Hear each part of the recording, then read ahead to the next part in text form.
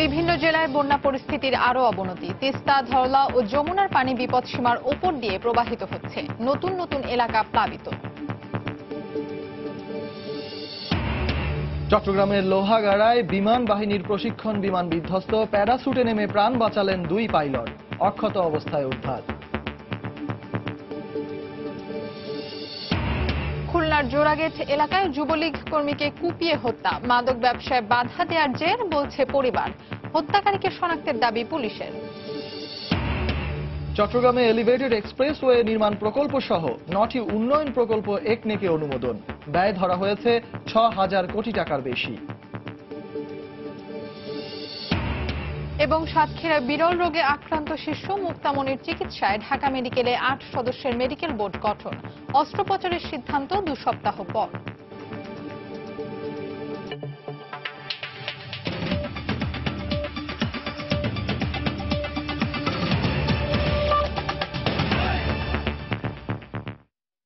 বাংলার সময় সঙ্গে আছে আমি ফাহমিদা মৌটুসী এবং আমি সজল মিত্র রিচার্ড। টানা বৃষ্টিতে তিস্তা, যমুনার পানি বাড়ায় উত্তরাঞ্চলে বন্যা পরিস্থিতির আরো অবনতি হয়েছে। প্লাবিত হয়েছে নতুন নতুন এলাকা। ঘরবাড়িতে পানি ঢুকে পড়ায় মানুষের আশ্রয় হয়েছে বেড়িবাঁধের ওপর। দেখা দিয়েছে খাবার ও বিশুদ্ধ পানির সংকট। দুর্ভোগে পড়েছেন হাজার হাজার মানুষ। এদিকে সিলেটের কুশিয়ারা নদীর বিভিন্ন পয়েন্টে পানি বৃদ্ধি অব্যাহত রয়েছে। ব্যুরো প্রতিবেদক ও জেলা প্রতিনিধিদের পাঠানো তথ্য ছবি নিয়ে ডেস্ক রিপোর্ট। পাহাড়ি ঢলে সিলেটের কুশিয়ারা নদীর 10টি স্থান দিয়ে বিয়ানীবাজারের নতুন নতুন এলাকা প্লাবিত হয়েছে। মঙ্গলবার বিকেল পর্যন্ত কুশিয়ারা নদীর পানি সবকটি পয়েন্টে 60 থেকে 70 সেন্টিমিটার উপর দিয়ে প্রবাহিত হচ্ছে। ভারতের আসামে বন্যার কারণে সিলেটের বন্যা পরিস্থিতির অবনতি হচ্ছে। পানিতে তলিয়ে গেছে ঘরবাড়ি, রাস্তাঘাট। খোলা হয়েছে 11টি আশ্রয় কেন্দ্র। এদিকে দুর্গতদের 663 টন চাল এবং নগদ 13 লক্ষ টাকা বিতরণ করা হয়েছে। জামালপুরেও সার্বিক বন্যা পরিস্থিতির অবনতি হয়েছে। মঙ্গলবার সকালে বাহাদুরাবাদ ঘাট পয়েন্টে যমুনা নদীর পানি বেড়ে বিপদসীমা 60 সেন্টিমিটার উপর দিয়ে প্রবাহিত হচ্ছে। এতে সদর, দেওয়ানগঞ্জ, ইসলামপুর, মাদারগঞ্জ ও সরিষাবাড়ী উপজেলায় নতুন করে প্লাবিত হয়েছে অন্তত 25টি গ্রাম। বন্ধ করে দেয়া হয়েছে জেলার 22টি সরকারি প্রাথমিক বিদ্যালয়। খাওয়া দাওয়া বন্ধ, চলাফেরা অসুবিধে, কত ভাঙে কত অসুবিধে, লেফটিন নাই। আমাদের গরু, বাছুর, হাঁস, মুরগি এগুলি মাছরাঙ্গি করে আমরা রাখছি। চেয়ারম্যান মেম্বাররা, কর্তৃপক্ষ যারা আছেন, বড় এমপিরা তারা কোনো খোঁজ খবর রাখতেছেন না। লালমনিরহাটে তিস্তা নদীর পানি কমে দোয়ানি পয়েন্টে বিপদসীমার 10 এবং ধরলা পয়েন্টে 12 সেন্টিমিটার উপর দিয়ে প্রবাহিত হচ্ছে। এখনো তলিয়ে আছে হাতিবান্ধা, কালীগঞ্জ, আদিতমারি ও সদর উপজেলার অন্তত 38টি গ্রাম। আমরা বাচ্চাকে চিনি খুবই সমস্যার মধ্যে আছি। কারো কোনো এই বিপদের সাড়া পাচ্ছি না এ পর্যন্ত। আমাদের আর্থিক এবং আমাদের সামগ্রী নিয়েও আমরা প্রস্তুত রয়েছি, জনগণ সম্পৃক্ত রয়েছে। যমুনার পানি বাড়ায় প্লাবিত হয়েছে বগুড়ার নতুন নতুন এলাকা। বন্যা পরিস্থিতির অবনতি হওয়ায় গবাদি পশু নিয়ে বাঁধের উপর আশ্রয় নিয়েছেন দুর্গতরা। তাদের অভিযোগ, সরকারের পক্ষ থেকে এখনো কোনো ত্রাণ সহায়তা দেয়া হয়নি। বান গেছে, এক পয়সা হলো দেয়, আজকে দেয় নিয়ে ঘুরিয়ে দিল, তাহলে দুঃখের বিষয় না। যখন পানি শুকিয়ে যায় সেখান বাড়ি যায়, আবার যখন হয় সেখানে বাঁধের উপর আসে, বাঁধ হয়েছে না দিন বাঁধের উপর আসে। সিরাজগঞ্জে যমুনার পানি বাড়ায় জেলার 38টি ইউনিয়নের হাজার হাজার মানুষ দুর্ভোগে পড়েছেন। বন্যা কবলিত এলাকায় রাস্তাঘাট তলিয়ে যাওয়ায় বিপাকে পড়েছেন এলাকাবাসী। এদিকে বন্যা কবলিতদের জন্য চাল বিতরণ করেছে জেলা ত্রাণ ও পুনর্বাসন বিভাগ। 7016টি পরিবার ক্ষতিগ্রস্ত হয়েছে। তাদের সাহায্যের জন্য আমরা 64 মেট্রিক টন চাউল বরাদ্দ দিয়েছি এবং 1.5 লক্ষ টাকা বিতরণ করেছি। এছাড়া গাইবান্ধা, টাঙ্গাইল সহ দেশের বিভিন্ন এলাকায় সার্বিক বন্যা পরিস্থিতির অবনতি হয়েছে। ফিরোজ, সময় সংবাদ। এদিকে কুড়িগ্রামের 1/3 এলাকা এখন বানের পানিতে ভাসছে। পানিবন্দী হয়ে পড়েছেন লক্ষাধিক মানুষ। এ অবস্থায় বেকার হয়ে পড়েছেন খেটে খাওয়া শ্রমজীবী মানুষ।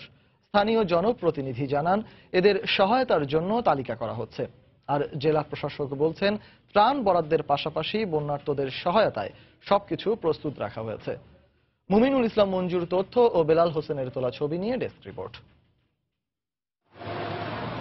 ব্রহ্মপুত্র, ধরলা, তিস্তা, দুধকুমোর ও জিঞ্জিরাম সহ 16 নদ নদীতে পানি বাড়ায় জেলায় বন্যা পরিস্থিতির অবনতি হয়েছে। পানি বাড়ায় কালোয়া ইউনিয়নের বন্যা নিয়ন্ত্রণ বাঁধ ভাঙনের কবলে পড়েছে। এরই মধ্যে ধসে পড়েছে বাঁধের 300 মিটার এলাকা। বাঁধটি ভেঙে গেলে কুড়িগ্রাম রংপুর মহাসড়কে পানি ওঠার আশঙ্কা দেখা দিয়েছে। এদিকে বন্যার পানির কারণে বিভিন্ন উপজেলার 25টি ইউনিয়নের লক্ষাধিক মানুষ দুর্ভোগে দিন কাটাচ্ছে। পানিবন্দী চরবাসীদের অধিকাংশই দিনমজুর। রাস্তাঘাট সহ পুরো এলাকা পানিতে তলিয়ে যাওয়ায় স্থানীয় পর্যায়ে কোনো কাজ নেই। আয়না থাকায় তারা পড়েছেন চরম দুর্ভোগে। সব বন্ধ তলে গেছে, এখন তো কোনো পাশে দেওয়ার উপায় নাই, কাঠ সব বন্ধ। দিন মজুরি করি খাই, এটাও আমার বন্ধ হয়ে গেছে। আমরা না খাওয়া না যায় এরকম ভাবে পড়ি।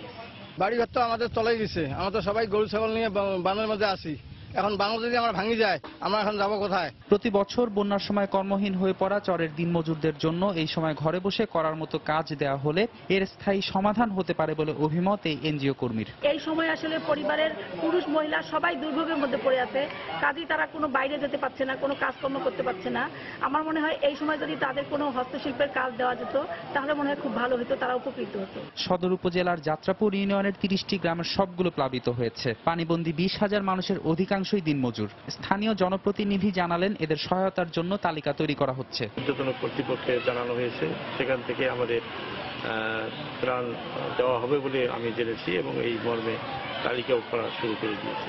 এই পরিস্থিতিতে ত্রাণ বরাদ্দের পাশাপাশি বন্যার্তদের সহায়তায় সবকিছু প্রস্তুত রাখা হয়েছে বলে জানালেন জেলার শীর্ষ কর্মকর্তা। সকল মেডিকেল টিম, সকল পর্যায়ের কর্মকর্তা, সকল পর্যায়ের স্থানীয় সরকার প্রতিষ্ঠানগুলো প্রস্তুত রয়েছে। ইতিমধ্যে আমরা ত্রাণ তৎপরতা শুরু করেছি। মানুষের কোনো অসুবিধা যাতে না হয় সেক্ষেত্রে আমাদের সর্বাত্মক প্রস্তুতি রয়েছে এবং আমাদের চেষ্টা অব্যাহত থাকবে। জেলা ত্রাণ দপ্তর সূত্রে জানা গেছে বন্যার্তদের সহায়তায় এ পর্যন্ত 105 মেট্রিক টন চাল, 3,25,000 টাকা ও 2,000 প্যাকেট শুকনো খাবার বরাদ্দ করা হয়েছে। সময় সংবাদ, কুড়িগ্রাম। দর্শক, বন্যা পরিস্থিতির খবর জানাতে এই মুহূর্তে সিলেটের বিয়ানী বাজারে বন্যা কবলিত এলাকায় আছেন সহকর্মী ইকরামুল কবির এবং রংপুরের কাউনিয়ায় আছেন মানিক সরকার। সরাসরি চলে যাচ্ছি তাদের কাছে। প্রথমে যাচ্ছি ইকরামের কাছে। ইকরাম।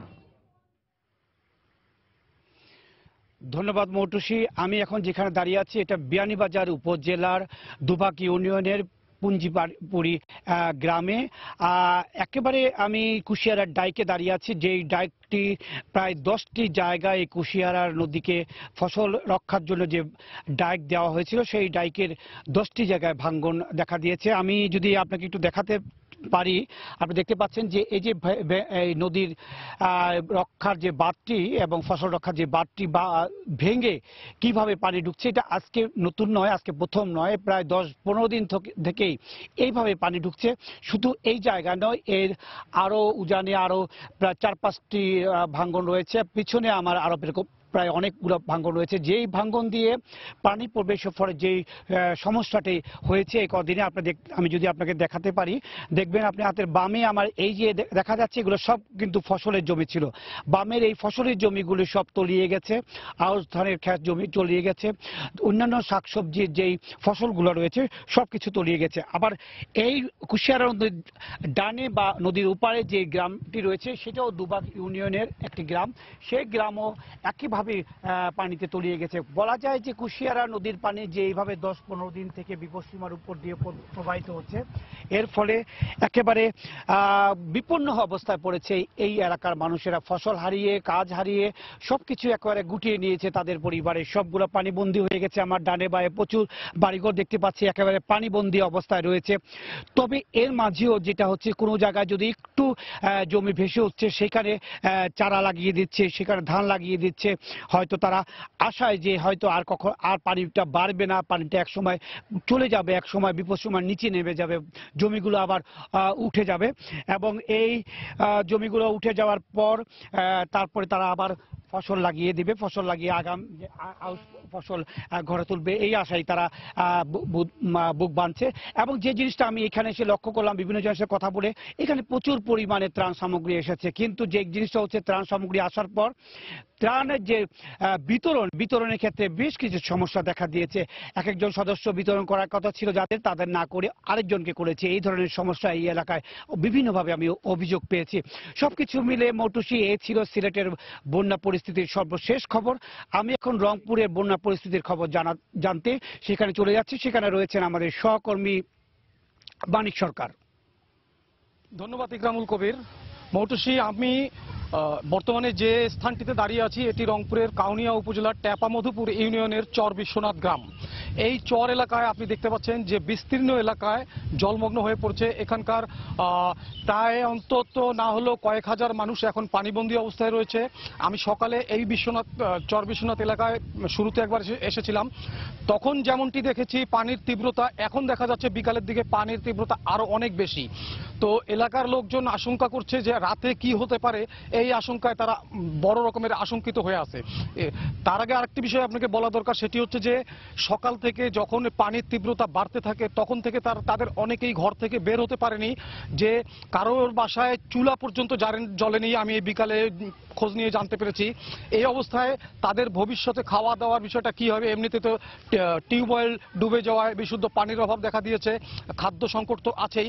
যদিও কিছুক্ষণ আগে উপজেলা চেয়ারম্যান ঘটনাস্থলে পানিবন্দী মানুষদের খোঁজ খবর নিয়েছেন, তিনি আশ্বাস দিয়েছেন যে আগামীকালের মধ্যে তিনি কিছু ত্রাণ বিতরণ করবে। কিন্তু প্রশ্ন হচ্ছে আগামীকাল ত্রাণ বিতরণ করলে আজকে তারা কি খেয়ে বাঁচবে, কিংবা আগামীকাল সকাল কি খাবে। এই ছিল মৌটুসী আমার কাছে রংপুরের কাউনিয়া উপজেলার সবশেষ সংবাদ। চট্টগ্রামের লোহাগাড়ায় বিমান বাহিনীর একটি প্রশিক্ষণ বিমান বিধ্বস্ত হয়েছে। আইএসপিআর জানিয়েছে বিমানে থাকা 2 পাইলটকে অক্ষত অবস্থায় উদ্ধার করা হয়েছে। দর্শক, এই মুহূর্তে ঘটনাস্থলে আছেন সহকর্মী কমল দে, সরাসরি চলে যাচ্ছি তার কাছে।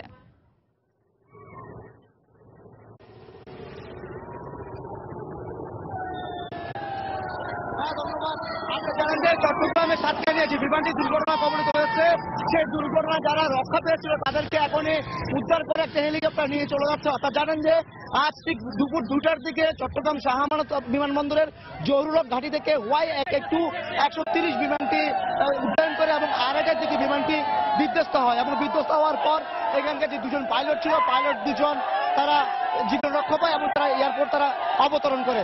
এই অবতরণের পরপরই তারা সেখানে এসে কিন্তু এবং অন্যান্য যে বিমানটি ছিল সেই বিমানটি তাদেরকে উদ্ধার করে দিয়ে হতো। জানেন যে দুর্গম এলাকা এবং সে দুর্গম এলাকা পাহাড়ের সেটা কতটুকু দূরত্বে অতিক্রম করেছে এবং আপনি হেলিকপ্টারে দেখতে পাচ্ছেন যে হেলিকপ্টারের ঘটনাস্থলটি এখন পর্যবেক্ষণ করছে। যে উদ্ধারকারী যে হেলিকপ্টারটি আসছে, হেলিকপ্টারটি এখন তারা যে অঞ্চলটি যেখানে দুর্ঘটনা ঘটেছে যে পাহাড়ের ভিতরে, সে পাহাড়ের ভিতরে তারা এখন পর্যবেক্ষণ করছে এবং তারা যে 2জন এখানে ছিল, যে স্কোয়াড্রন লিডার এবং যে ফ্লাইট ক্যাপ্টেন ছিল, সে 2জনকে তারা উদ্ধার করেছে এবং জীবিত উদ্ধারের পরপরই তারা এবং এখানে তারা বিশেষজ্ঞ দল নিয়ে আসে এবং বিশেষজ্ঞ দল আনার পরে তারা ঘটনাস্থল পর্যবেক্ষণ করেছে এবং এখান থেকে তারা কিছু আলামত সংগ্রহ করেছে।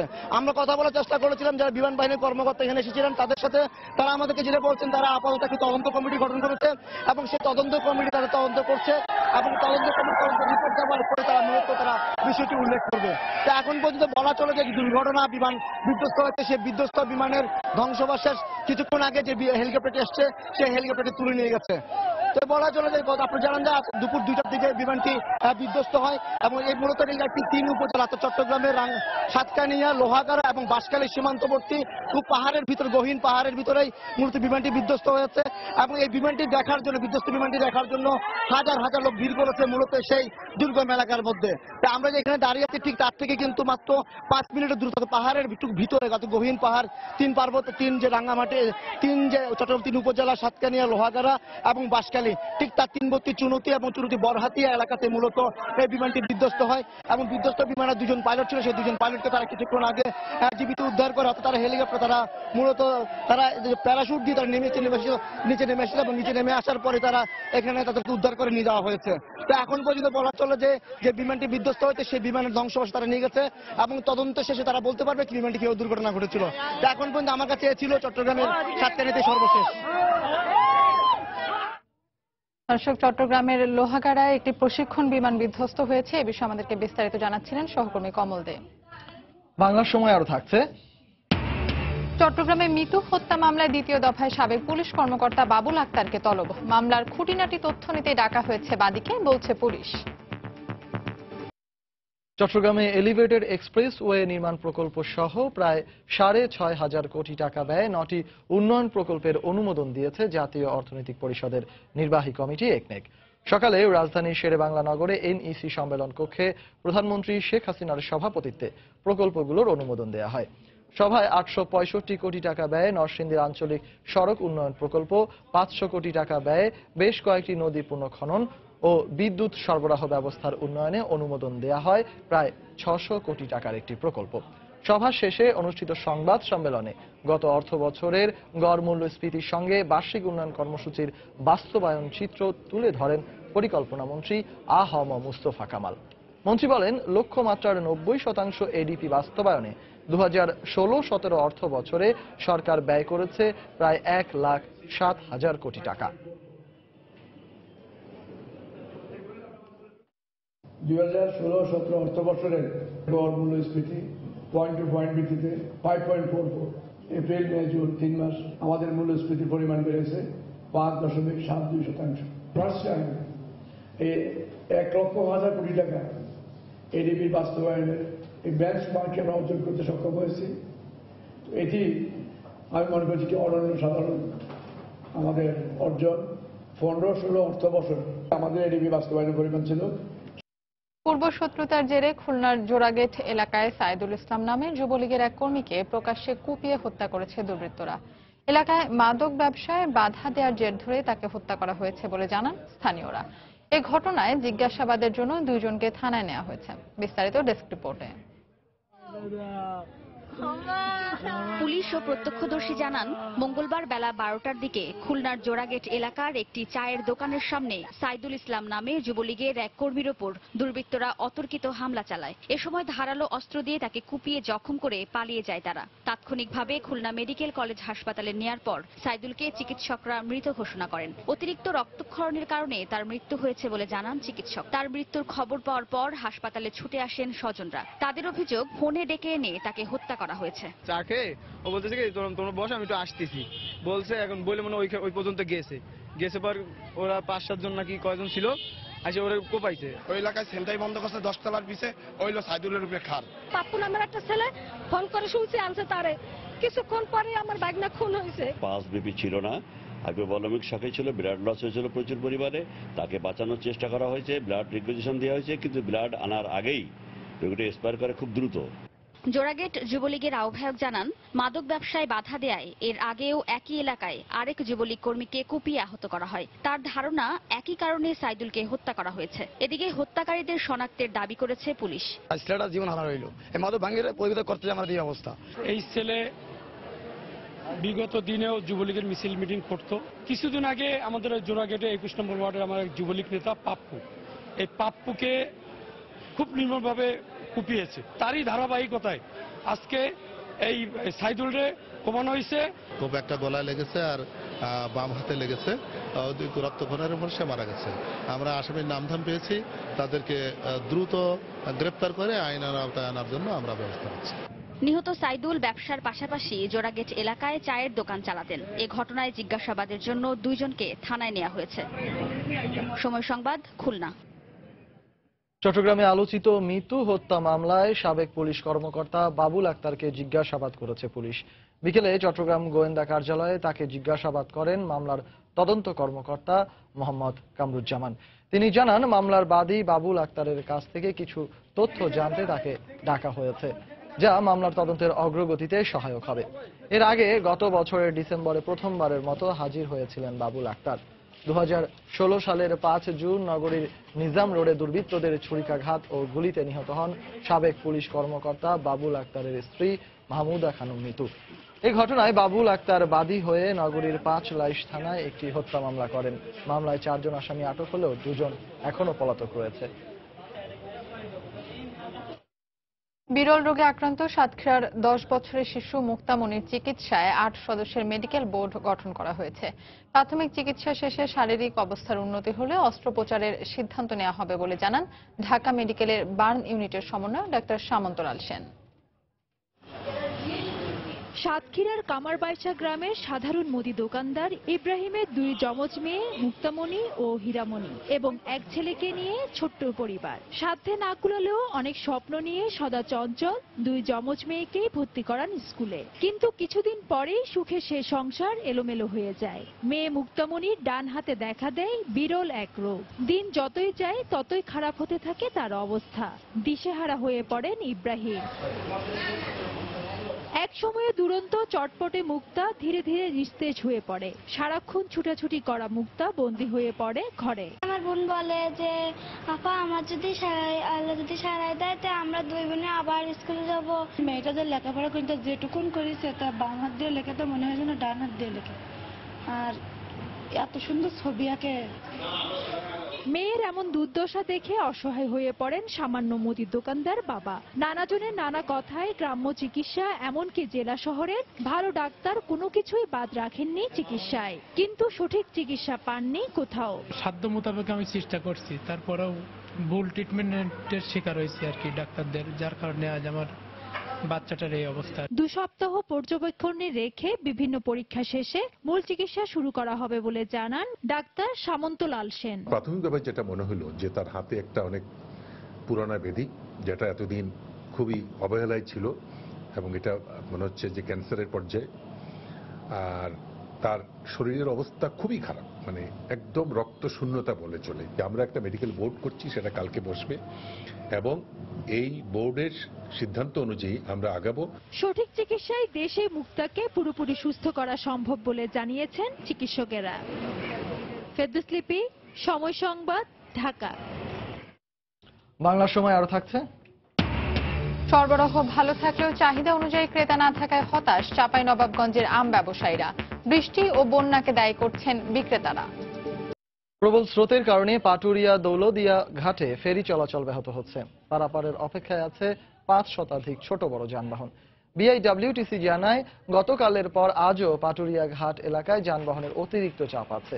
নৌরুটে ছোট বড় 15টি ফেরি চলাচল করছে, তবে নদীতে পানি বৃদ্ধি এবং প্রবল স্রোতের কারণে ধীর গতিতে ফেরিগুলো চলছে।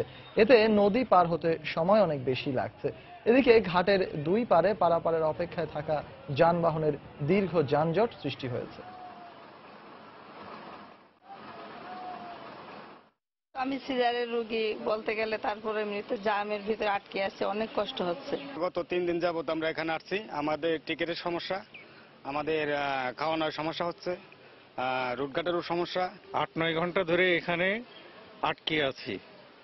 তো এটা আমাদের মনে হয় যে সম্পূর্ণ কর্তৃপক্ষের অব্যবস্থাপনার কারণেই এই জিনিসটা, যাত্রীদের এই দুর্ভোগের কারণ। আবারও বন্যা পরিস্থিতির খবর। শরীয়তপুরে বন্যার পানিতে বিস্তীর্ণ এলাকার ফসলি জমি প্লাবিত হয়েছে। এতে ক্ষতির আশঙ্কা করছেন কৃষকরা। পদ্মা ও কীর্তিনাশা নদীর পানি বৃদ্ধি পাওয়ায় জাজিরা উপজেলার কুণ্ডের চর ও নড়িয়া উপজেলার মুক্তারের চর এবং ঘুরিসার ইউনিয়নের ফসলি জমি পানিতে তলিয়ে গেছে। পাশাপাশি প্লাবিত হয়েছে পাটের জমিও। বাধ্য হয়ে তাই অপরিপক্ক পাট কাটতে শুরু করেছেন কৃষকরা। এতে ক্ষতির মুখে পড়ার আশঙ্কা করছেন তারা।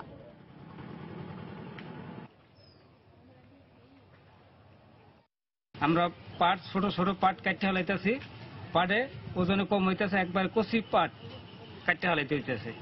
পানিতে আমন ধান তলায় গেছে, পাট বাতি হয় নাই, পাট ডুবাইয়া কাটতে আছে, আর ঘর বাড়িতেও পানি উড়ার পড়াই কাছাকাছি হইতেছে। আমরা কৃষকরা যারা দেনা পেনা করে লোন টোন না আমরা এই ধান পাট করছি, আমরা কি খেয়ে বাঁচবো।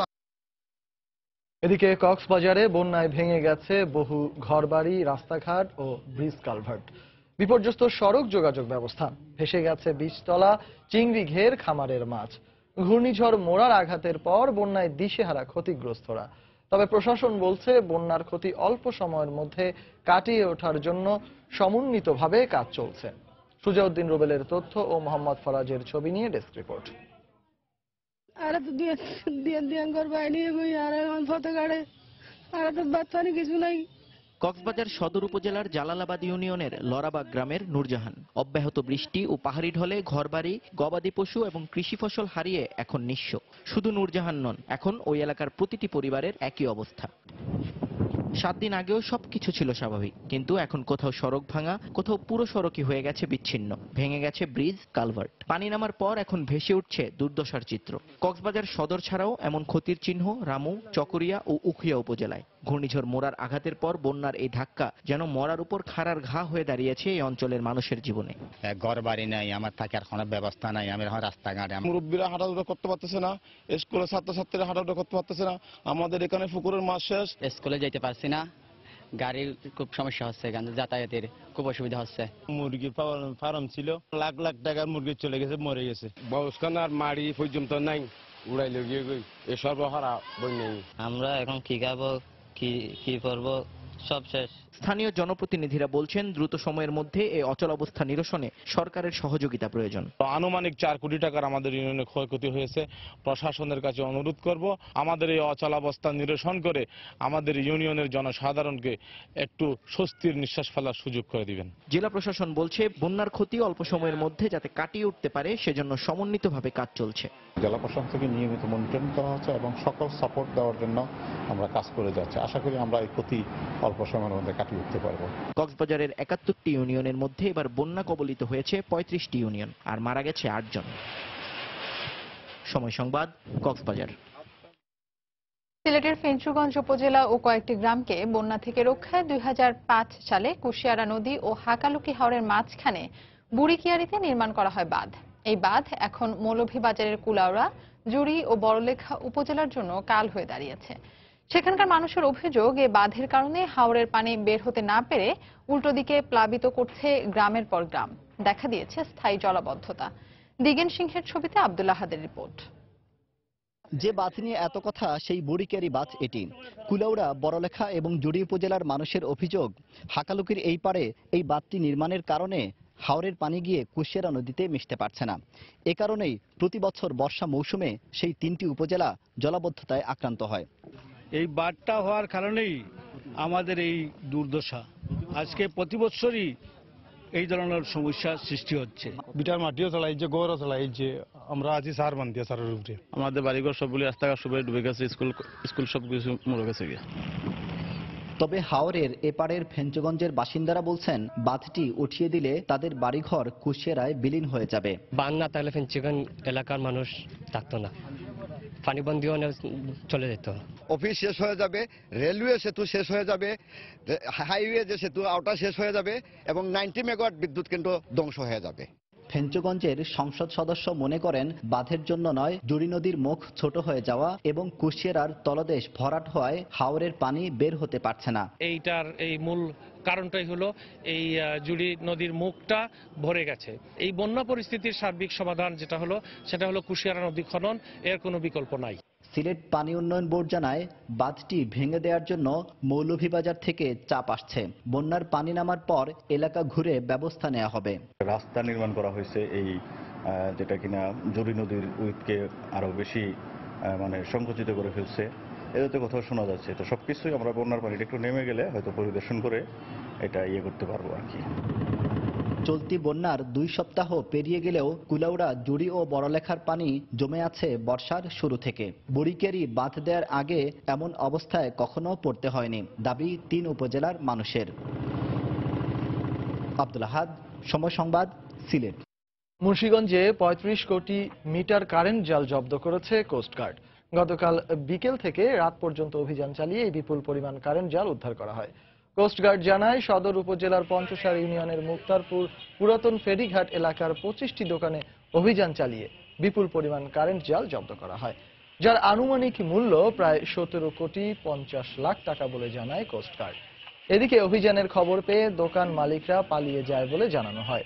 উদ্ধারকৃত জাল আজ ধলেশ্বরী নদীর তীরে পুড়িয়ে দেয়া হয়।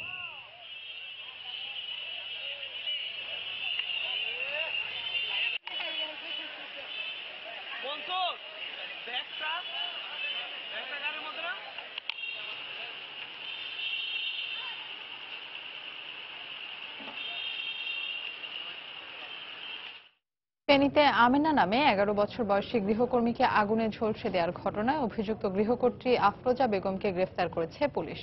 গতরাতে সদর উপজেলার ধুলিয়া এলাকা থেকে তাকে গ্রেফতার করা হয়। পুলিশ জানায় সোমবার শিশু আমেনার ফুপু ফুলজাহান বেগম বাদী হয়ে আফরোজাকে আসামি করে ফেনী মডেল থানায় একটি মামলা করেন। এরপর অভিযান চালিয়ে রাজধানীর যাত্রাবাড়ি এলাকা থেকে আফরোজার ছেলেকে আটক করে পুলিশ। পরে তার দেয়া তথ্য মতে গতরাতে ফেনীর ধুলিয়া এলাকা থেকে আফরোজাকে গ্রেফতার করে পুলিশ। গত রোববার গুরুতর অসুস্থ অবস্থায় ফেনী সদর হাসপাতালে শিশু আমেনাকে ভর্তি করেন স্থানীয়রা। এরপর থেকে সেখানে চিকিৎসাধীন রয়েছে সে।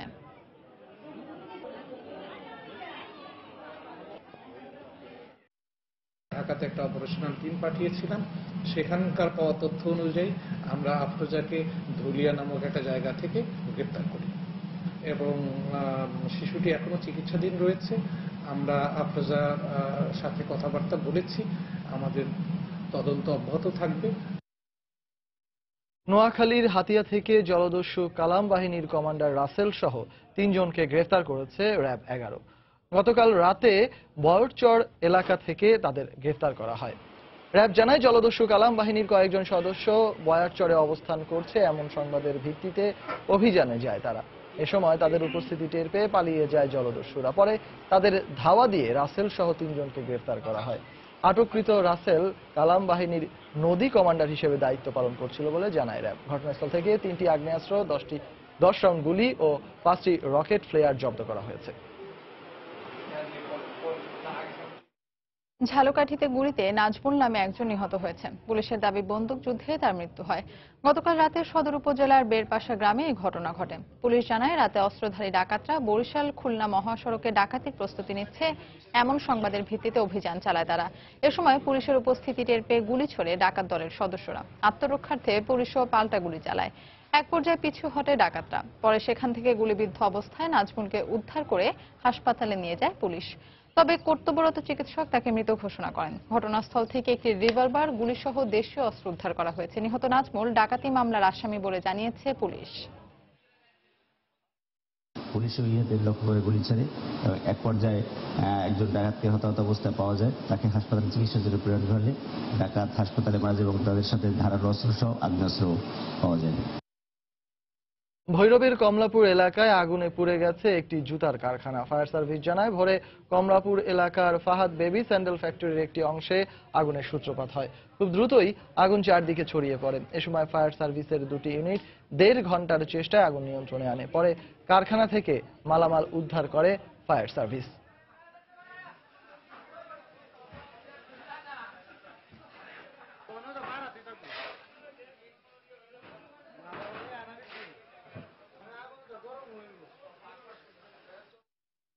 রাজশাহী বিশ্ববিদ্যালয়ে পেশাগত দায়িত্ব পালনের সময় সাংবাদিক আরাফাত রহমানের উপর হামলার প্রতিবাদে মানববন্ধন করেছেন সংবাদকর্মীরা। বেলা 12টার দিকে রাজশাহী বিশ্ববিদ্যালয়ের কেন্দ্রীয় গ্রন্থাগারের সামনে সাংবাদিকরা এই কর্মসূচির আয়োজন করে। মানববন্ধনে বিশ্ববিদ্যালয়ের সাংবাদিকতা বিভাগের শিক্ষার্থীরা ছাড়াও বিভিন্ন বিভাগের শিক্ষার্থীরা অংশ নেয়। এ সময় শিক্ষার্থীরা হামলার সঙ্গে জড়িতদের গ্রেফতারের দাবি জানান। গতকাল বিশ্ববিদ্যালয়ের সামনে সংবাদ সংগ্রহের সময় ছাত্রলীগের হামলার শিকার হন ডেইলি স্টার পত্রিকার বিশ্ববিদ্যালয় প্রতিনিধি আরাফাত রহমান। এ ঘটনায় বিশ্ববিদ্যালয় শাখা ছাত্রলীগের 2 নেতাকে বহিষ্কার করা হয়েছে। এ ঘটনার পর মতিহার থানায় 4 জনের নাম উল্লেখ করে একটি মামলা করেছেন সাংবাদিক আরাফাত।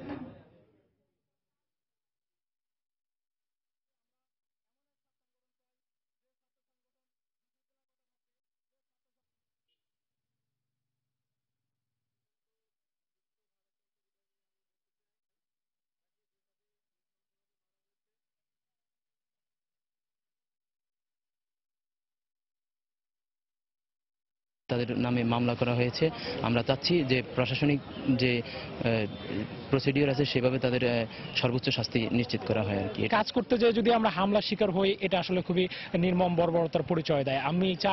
আমরা চাই এর উপযুক্ত বিচার হোক এবং ছাত্রলীগের যে 2 কর্মীকে শুধু বহিষ্কার, আসলে বহিষ্কার এটা কোনো শাস্তি হতে পারে না।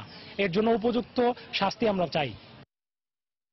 সরবরাহ ভালো থাকলেও চাহিদা অনুযায়ী ক্রেতা না থাকায় হতাশ দেশের সবচেয়ে বড় আমের বাজার চাঁপাইনবাবগঞ্জের কানসার্টের আম ব্যবসায়ীরা। মৌসুমের শুরুতে রোজা এবং দেশের বিভিন্ন স্থানে বৃষ্টি ও বন্যার কারণে অন্য বছরের চেয়ে এবছর আমের চাহিদা কম বলে জানান আড়ত মালিক ও পাইকাররা। তবে ঈদের পর আগের চেয়ে বেচাকেনা কিছুটা ভালো হলেও দাম নিয়ে অসন্তোষ ক্রেতা বিক্রেতা উভয়েরই। চাঁপাইনবাবগঞ্জ প্রতিনিধি মোহাম্মদ আল মাহবুবের রিপোর্ট। জেলা প্রশাসনের বেঁধে দেওয়া সময় অনুযায়ী এবছর চাঁপাইনবাবগঞ্জে আম বেচাকেনা শুরু হয় 25শে মে থেকে। তবে মৌসুমের শুরুতে রমজান ও বৃষ্টিপাতের কারণে খুব একটা ভালো বেচাকেনা হয়নি জেলার আম বাজারগুলোতে। ঈদের পর থেকে বাজার কিছুটা ভালো হলেও প্রত্যাশিত দাম না পেয়ে হতাশ আম ব্যবসায়ীরা। এমনিতেই এবছর প্রাকৃতিক বিপর্যয়ের কারণে উৎপাদন কম, তার উপর বাজারের এই মন্দাভাবের কারণে ক্ষতির মুখে পড়েছেন অধিকাংশ আম ব্যবসায়ীরা। বৃষ্টির কারণে অনেকটা বাজার থমথমে ভাব বেচা কেনা হচ্ছে না। ভালো আমটা বেশি আপনার 1900, আজকে ফেরে ধরেন যে মন করা মোটামুটি 200 করে নাই। বাজারজাত হওয়া উচিত ছিল 3000 টাকা, সে আমটা 1800-1700 টাকা, কেউ নিচ্ছে না সহজে। আমের সাথে যারা জড়িত সকল শ্রেণীর লোকের লোকসান গলতে হয়েছে এবার। আশেপাশের জেলাগুলোতে আমের দাম তুলনামূলকভাবে কম হওয়ায় এখানকার আম কিনে খুব একটা লাভবান হতে পারছেন না বলে জানান বাইরে থেকে আসা ব্যাপারীরা। আইসে ঢাকা থেকে আম কিনতে, বাজার আম আছে ফজলি আম 2000, 2100, 2200, 2300 পর্যন্ত আছে হাই দাম। মোকামের সাথে এখানের এই মোকামের কোনো মিল নাই। তো এই যে এখানে আমরা বেশি দামে কিনছি, তারপরে মনে করেন যে যাওয়ার খরচ আছে, এইগুলো আপনার লস। ঢাকায় আমাদের 2 লক্ষ টাকা লস আছে বর্তমানে ঈদের পর। তবে দাম নিয়ে ক্রেতা বিক্রেতারা সন্তুষ্ট না হলেও ঈদের পর থেকে বেচাকেনা বাড়ছে বলে জানান কানসার্ট আমবাজারের ইজারাদার। কম বেশি আবার কম, এটা মিলিয়ে মোটামুটি 10-12 হাজার মন আম, হ্যাঁ প্রতিদিন অ্যাভারেজ 10-12 হাজার মন আম হয়।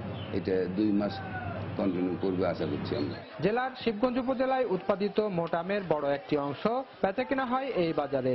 কানসার্ট আম ব্যবসায়ী সমবায় সমিতির তথ্য অনুযায়ী এখানে প্রতিদিন গড়ে 20 থেকে 25 হাজার মন আম বেচাকেনা হয়। মোহাম্মদ আল মাহবুব, সময় সংবাদ, চাঁপাইনবাবগঞ্জ। ফেনীর সোনাগাজীতে আধিপত্য বিস্তারকে কেন্দ্র করে স্থানীয়দের উপর নির্যাতন, সম্পদ লুট ও হয়রানির প্রতিবাদে মানববন্ধন করেছেন এলাকাবাসী। দুপুরে শহরের শহীদ মিনার এলাকায় সচেতন নাগরিক ও ক্ষতিগ্রস্ত পরিবারের ব্যানারে এ কর্মসূচি পালন করা হয়। এতে সোনাগাজী উপজেলার বিভিন্ন শ্রেণী পেশার মানুষ অংশ নেন। এ সময় তারা স্থানীয় সংসদ সদস্য হাজী রহিমের বিরুদ্ধে স্থানীয়দের ওপর হয়রানি ও নির্যাতনের অভিযোগ করেন।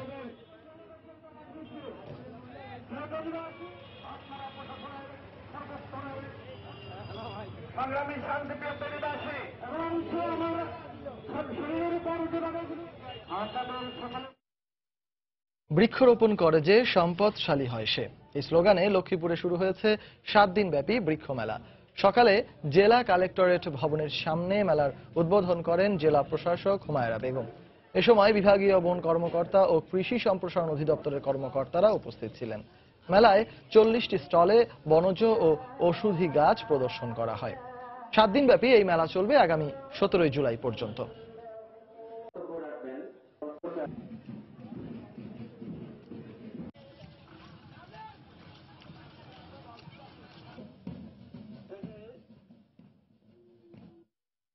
কেরানীগঞ্জে আব্দুল হালিম হত্যাকাণ্ডে জড়িতদের গ্রেফতারের দাবিতে মানববন্ধন করেছেন এলাকাবাসী। সকালে ঢাকা মাওয়া মহাসড়কের আব্দুল্লাপুর বেড়িবাঁধ এলাকায় ঘণ্টাব্যাপী এ কর্মসূচি পালন করা হয়।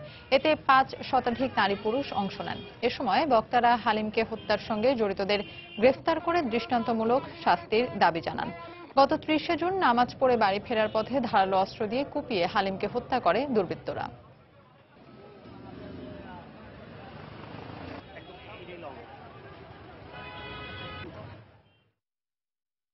ব্রাহ্মণবাড়িয়ায় কলেজ ছাত্রী সোনিয়া আক্তারের ওপর হামলার প্রতিবাদে মানববন্ধন করেছেন তার সহপাঠীরা। দুপুরে ব্রাহ্মণবাড়িয়া সরকারি কলেজের সামনে ঘণ্টাব্যাপী মানববন্ধন করা হয়। এতে শতাধিক শিক্ষার্থী অংশ নেন। এ সময় সোনিয়ার ওপর হামলাকারী তানভীরকে 48 ঘণ্টার মধ্যে গ্রেফতারের দাবি জানানো হয়। বিয়ের প্রস্তাবে রাজি না হওয়ায় গত শনিবার দুপুরে শহরের কালীবাড়ি এলাকায় শিক্ষার্থী সোনিয়াকে কুপিয়ে আহত করে তানভীর।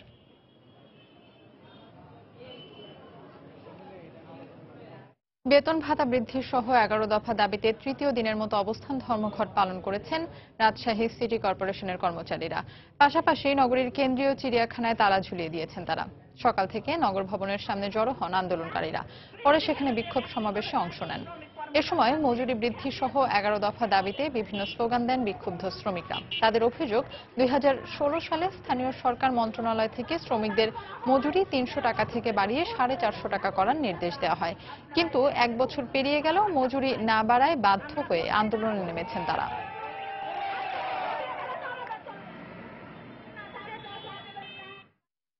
দিনাজপুরে বিসিবির কোচ ও জেলা ক্রীড়া সংস্থার সদস্য আবু সামাদ মিঠুর জামিন আবেদন নামঞ্জুর করে কারাগারে পাঠিয়েছেন আদালত। দুপুরে জেলার অতিরিক্ত চিফ জুডিশিয়াল ম্যাজিস্ট্রেট আদালতের বিচারক বিশ্বনাথ মণ্ডল এ আদেশ দেন।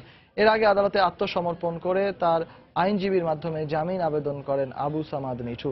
মামলা সূত্রে জানা যায়, গত 1 জুন দিনাজপুর স্পোর্টস ভিলেজে প্রশিক্ষণ নেওয়ার সময় এক নারী ক্রিকেটারকে যৌন হয়রানির অভিযোগ ওঠে কোচ মিঠুর বিরুদ্ধে।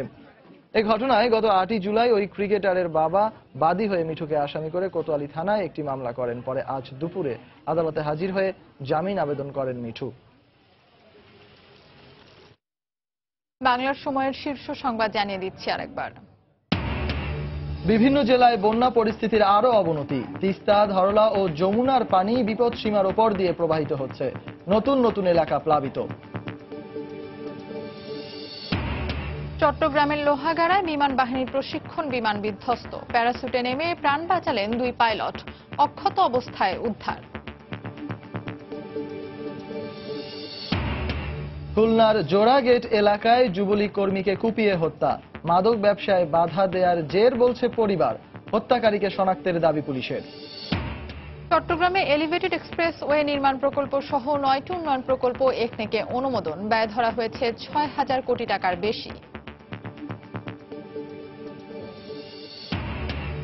এবং বিরল রোগে আক্রান্ত সাতক্ষীরার শিশু মুক্তা মুনির চিকিৎসায় ঢাকা মেডিকেলে 8 সদস্যের মেডিকেল বোর্ড গঠন। অস্ত্রোপচারের সিদ্ধান্ত 2 সপ্তাহ পর। এই ছিল বাংলার সময়। যে কোনো খবর পেতে ভিজিট করুন সময়নিউজ.tv।